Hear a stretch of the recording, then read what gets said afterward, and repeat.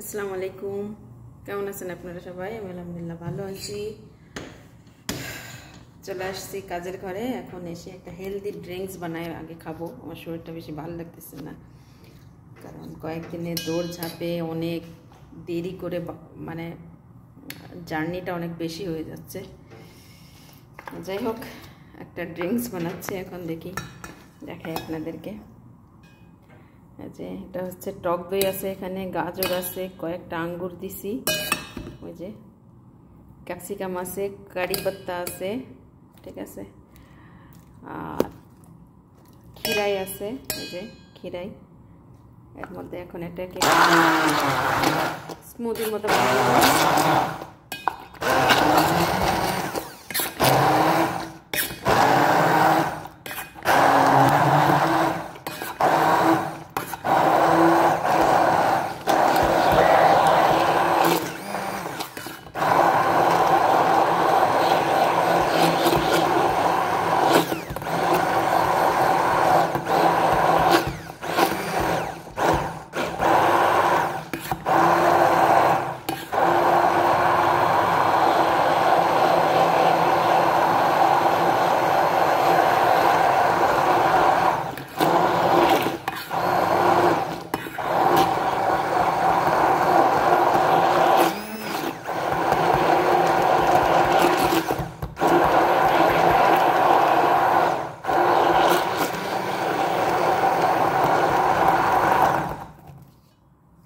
লাগুক এক সাইডে। আমি আবার নুডলস চড়াইছি, চাউমিন রান্না করতে হবে। এই যে এটাকে সিদ্ধ করতে দিছি, একটু লবণ দিয়ে সিদ্ধ করি এখন। লবণ তো দিই নাই, মনে নেই।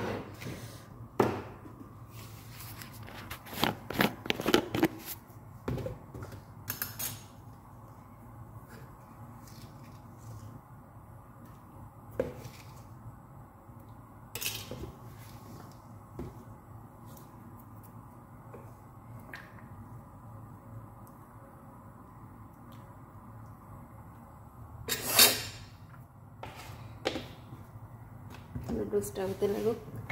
আর এই যে জিরা পাউডার, এটা ফ্রেশ বানাইছি, সেদিন আমি এখানেই বানাইছি।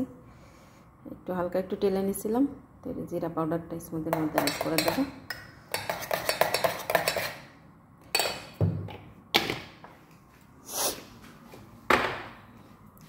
আর এখানে কি এনে রাখছে, মাছ এনে রাখছে বোধহয়।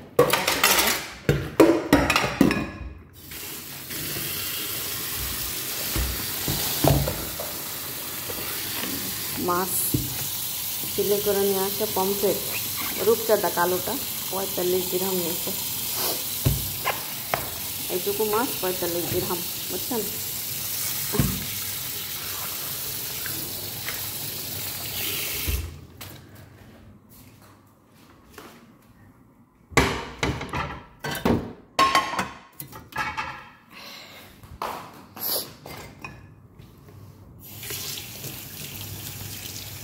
অবশ্য ধোয়াই থাকে মাছটা। মাছ দেখেন ধুয়ে একদম স্কিন ক্লিয়ার করে নিয়ে আসছে, জাস্ট একটু পানি দিয়ে করে নেব।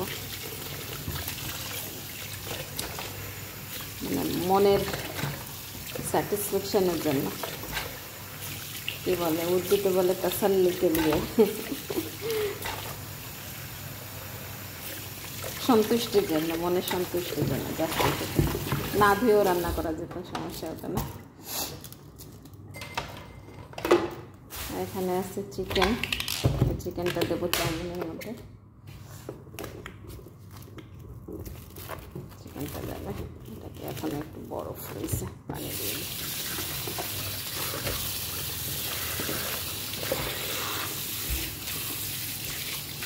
চিকেনটা ইয়ে হইতে লাগুক। আজকে আবার খিচুড়ি বানাতে হবে, মেয়ে শরীর ভালো না। আমার কাছে খিচুড়ি বেশ মজাই লাগে, আমিও খাই খিচুড়ি, ভালোই লাগে আমার কাছে যখনই রান্না করি।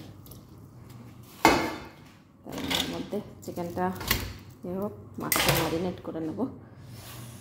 মাছটা ম্যারিনেট করতে গেলে আজকে লাগবে, দেখি লেবু আছে, আছে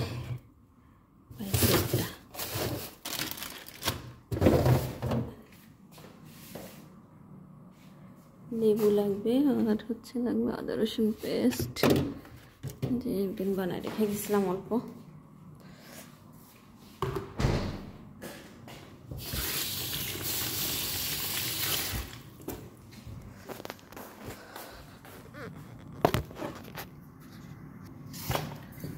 তো মাছটা ম্যারিনেট করি, কীভাবে ম্যারিনেট করি সেটা দেখেন। সবার তো সিস্টেম আলাদা আলাদা হয়। আচ্ছা, সাথে স্মুদিটাও খেতে থাকি। আর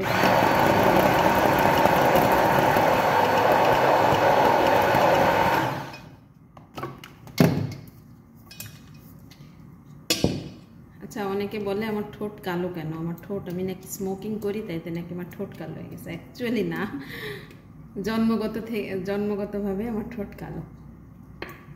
স্মোকিং করা তো দূরের কথা, স্মোকিং যারা করে সেই সমস্ত মানুষও আমার ঘৃণা লাগে, ঠিক আছে।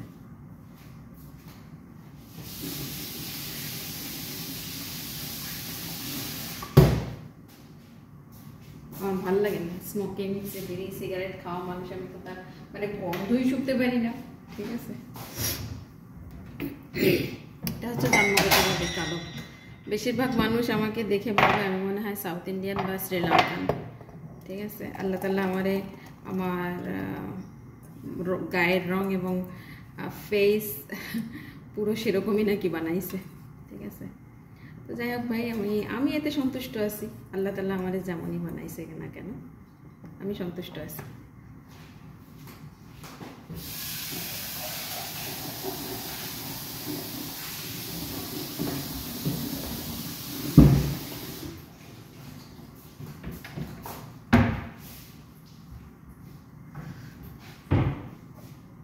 এই যে হেলদি ড্রিঙ্কস,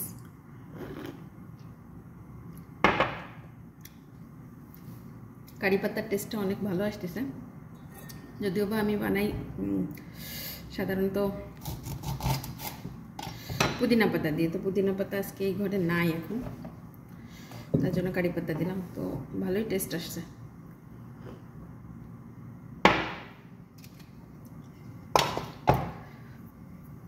তো এই যে মাছটা ম্যারিনেট করতেছি, দিয়ে দেবো লেবু কাটছি অর্ধেকের মতো লেবু, বিচি দেওয়া যাবে না।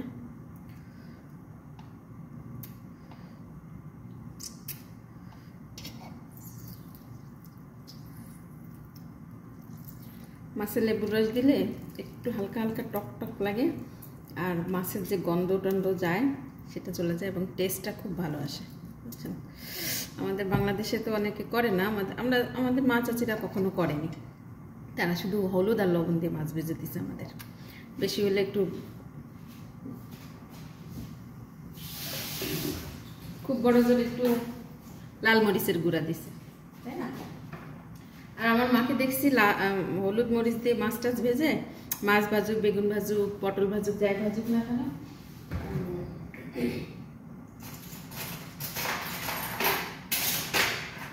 সাথে কি করতো, কতগুলো কাঁচামরিচ ফালি ফালি করে কাটতো আর পেঁয়াজ ভেজে তার সাথে আবার মিক্সড করে দিত।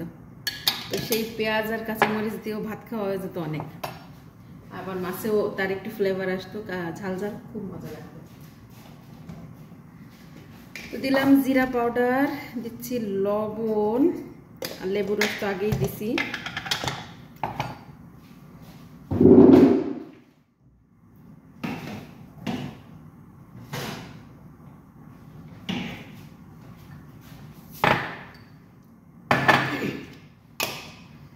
তারপরে এই যে দিচ্ছি লাল মরিচ, কাশ্মীরি রেড চিলি, এটা শুধু লাল হবে, ঝাল হবে না। ধনিয়া পাউডার, সব কিছু হোমমেড ধনিয়া পাউডার দেব, ঠিক আছে। দেব হলুদ সামান্য, বেশি না।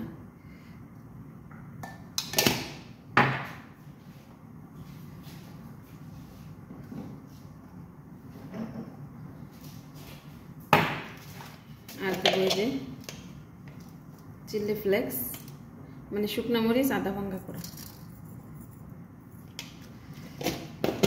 এটা একটু ঝাল হবে।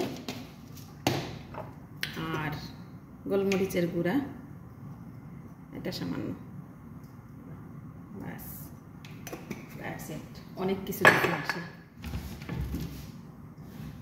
আর অ্যাড করব বেসন, তবে বেসনটা একটু পরে দেবো, আগে এগুলো মাছের সাথে মিশাই নিই।